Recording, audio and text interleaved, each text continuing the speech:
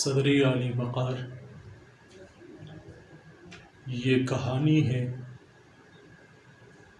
اجڑے ہوئے کواڑوں سے جانگتی روشنی کی منتظر آنکھوں کی،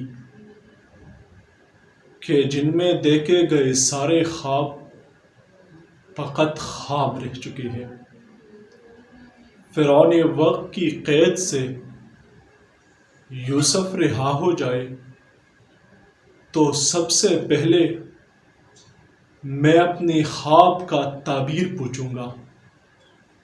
ذی وقار انقلاب زدہ ایوانوں سے اب یہ صدا اٹھتی ہے کہ انتظار تھا جس کا یہ او سحر تو نہیں، کیونکہ 400 افراد کی ہوس کا نشانہ بننے والے خاتون سے لے کر 4 سالہ آسما تک، اسلام آباد میں لال مسجد سے لے کر کراچی میں ماڈل ٹاؤن تک، سرکاری اداروں کے ہاتھوں استحصال ہونے والی بلوچوں سے لے کر ہزارہ پشتون سانحہ تک، سانحہ مد سے لے کر سانحہ ساہیوال تک، باچا ہان یونیورسٹی سے لے کر اے پی ایس کے بچوں تک نے یہی صدا دی تھی کہ انتظار تھا جس کا یہ او سحر تو نہیں، او سحر جن کے خاطر ہماری اداس نسلیں اگلی 1 صدی تک دکھ لکھنے والے فرشتے سے فریاد کرے گی کہ سہنور کیوں نہیں لکھتا میری اشکوں کے ماتم کو، کہ میں نے زخم ہاتھوں سے جو بنیادیں اٹھائی تھی،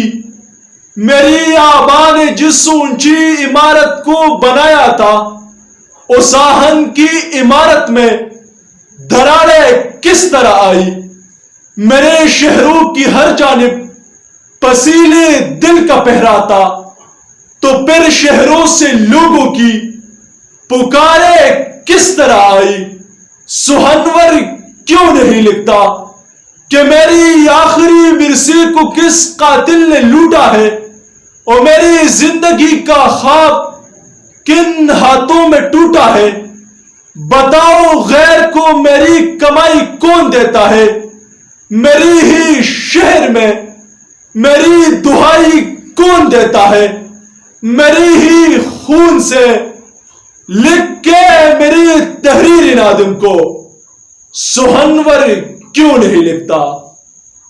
میرے اشکوں کے ماتم کو سہنور کیوں نہیں لکھتا،